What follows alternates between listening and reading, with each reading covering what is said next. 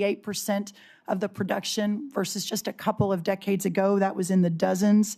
And This is the hearing where the Secretary of War couldn't get through his opening statement, and where hours later, two different senators independently caught him saying two different things about the same war.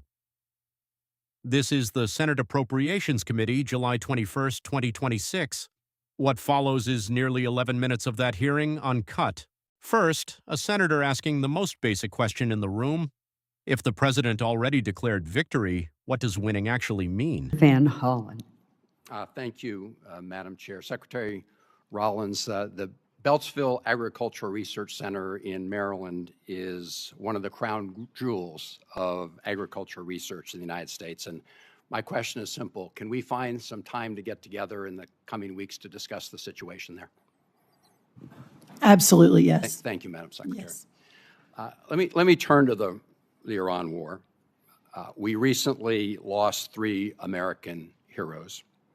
That brings the death toll for American soldiers to 18. 1 is still missing. Hundreds have been injured. That's on top of the civilian death toll throughout the region that now stands at several thousand, including the over 150 people killed in the bombing of an elementary school in Minab in Iran. Meanwhile, the Strait of Hormuz is closed. Gas prices today in the United States again spiked above $4 a gallon. And that will also continue to push up costs for groceries and other things that families buy. Secretary Hegseth, you said in your opening statement the best way to ensure peace is to prepare for war, and I agree with you about deterrence. I would also submit that the best way to ensure peace is not to start wars, because wars are a lot easier to start than they are to end. General Kane, I heard your testimony saying Iran will continue to be a challenge. And I think it's pretty clear that that is, in fact, the case. And, General, in order for you to develop a military strategy to accomplish a particular objective, you obviously need to know what those objectives are, right? Yes, sir. It all starts with what is the political objective, and from that we derive military objectives that support whatever that end state. And as you say, that is a political objective. Yes, sir. So, Mr. Secretary, you've talked a lot about winning. You've talked about winning in your testimony today. You've talked about winning throughout the Iran war, and we all like winning. But I think the American people deserve a definition of what it means to win in Iran, because this war has dragged out for a lot longer than certainly the President of the United States indicated. Indeed, the President said on March 24th, and I'm quoting, "We've won this war. This war has been won." Do you know what the President meant by that back in March? Well, Senator, I would just note that militarily, I mean, Iran has been completely overmatched and crushed from the beginning, militarily. Their capabilities are nowhere near ours. I would take issue with your characterization that we started this war. Iran started this war 47 years ago, and they've killed thousands of Americans, including our brothers on the battlefield in Iraq. Iran has been targeting us for a long time. Mr. Secretary, we didn't start it, they did. Let me just ask you this, since you said that what the President meant by his statement on March 24th, I think that we had sort of defeated Iran militarily. But that is not the entire objective of this war. I don't think there was ever a question about whether the United States, with its superior military, could destroy a lot of Iranian assets, military assets, or other assets. That was never a question. But when most people think of winning the war, they think that that means the war is going to come to an end because we've won. And the President said back in March that we'd won. So I guess my question to you is, how are we going to define winning? I hear back in March, you said about the Iranians, and I quote, "Whether they will have a ceremony in Tehran Square and surrender, that's up to them." So my question, Mr. Secretary, reopening the Strait of Hormuz is necessary in order for us to win, right? That's just a simple yes or no question. You asked me what the overarching objective is, and I would say ensuring Iran never has a nuclear weapon. That's been clear from the president from day one. That's why Midnight Hammer was undertaken, to obliterate their nuclear sites. That's why we're watching their nuclear sites. That's why that was a part of negotiations, ensuring that the next generation of Americans don't have to deal with an Iran that wields a nuclear weapon. Since that's what you're leading with, Mr. Secretary, let me just say this. You said after Midnight Hammer, and I'm quoting, "Our bombing campaign obliterated Iran's ability to create nuclear weapons," unquote.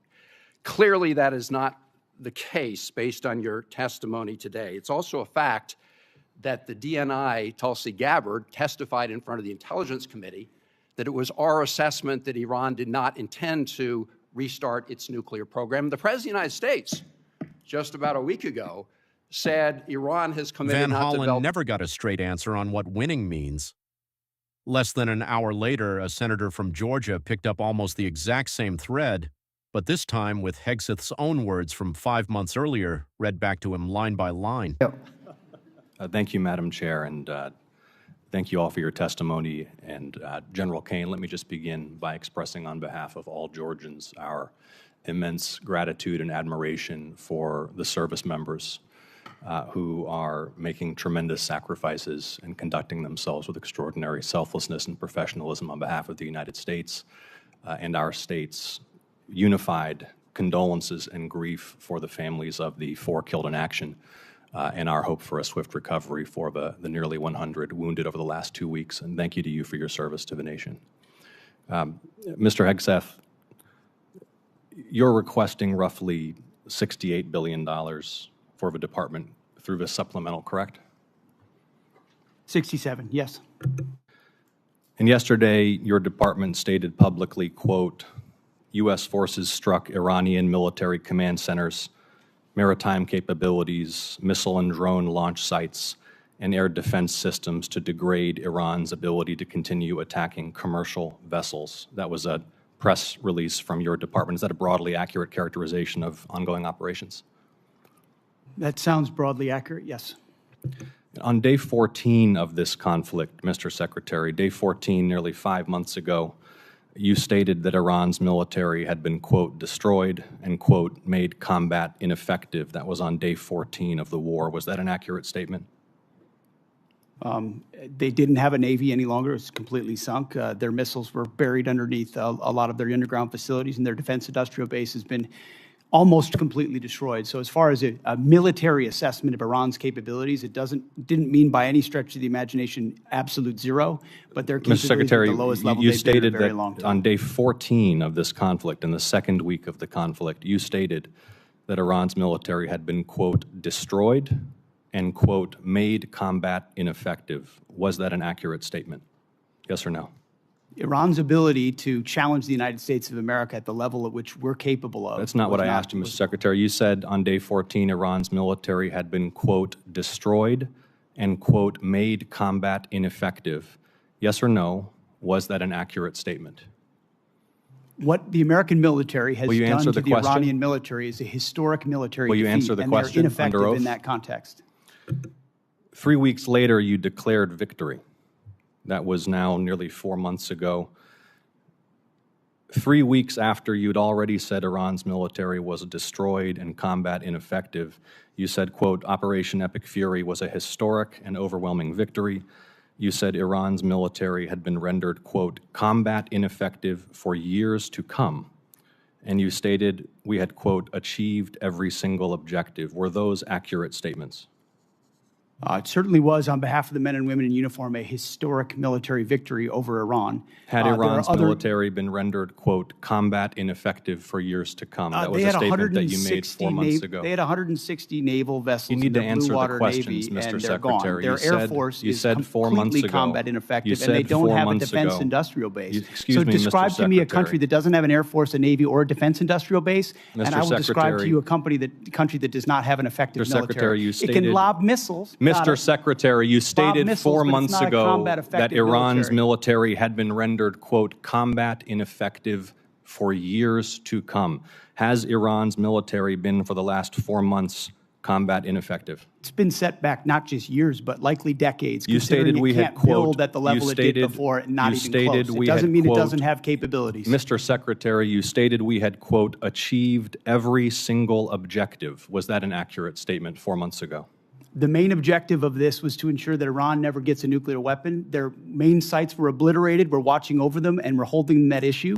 If they don't give them up at the table, there's other ways we can take them away. Early in the conflict Iran will on never day have a 3, nuclear Mr. weapon. Secretary, early in the conflict, day 3, you said one of those core objectives was to, quote, destroy the missile threat, and as you restated on day 5, to, quote, obliterate Iran's missiles and drones. Those were clearly and repeatedly stated core objectives of the campaign, which 4 months ago you declared had been completed victoriously with every single objective achieved. Were those objectives achieved 4 months ago? No one ever stated that every single missile was gone. Ultimately, combat ineffective means they're not able to dig them out of their UGFs and shoot Had at the us. missile It threat doesn't mean they been don't defeated have 4 underground months facilities ago? where they put missiles in them and hold on to them because they're the world's largest state sponsor of terrorism. So we never expected they would stop having capabilities to shoot. The question is at scale against an opponent like the United States of America, which went toe-to-toe with them and Iran couldn't. You stated on March 8th, day 9 of the war, on 60 Minutes, you assured the American people of Iranian surrender. Does that remain your prediction? Ultimately, Iran will never have a nuclear weapon to threaten the United States of America. That has been the objective, and it remains so. So just to review, you will not answer whether your statement made on the 14th day of the war that Iran's military had been, quote, destroyed and made combat ineffective was a truthful statement to the American people as you sit here and ask for tens of billions more for the conflict. Senator's time Two has senators less than an hour apart asking versions of the same question. If the war was won, why is the Pentagon back asking for tens of billions more? Van Hollen asked for a definition of winning and got a description of an objective instead. Ossoff asked 7 separate times whether a specific 5-month-old statement was accurate and never got a yes or no. None of this is a verdict. Hegseth's position that combat ineffective never meant zero capability is his own explanation on the record, and it's included here in full. What's not in dispute is the sequence, the statements he made in real time and the questions that followed months later when the bill came due. Subscribe for the next hearing, broken down clip by clip, straight from the public record.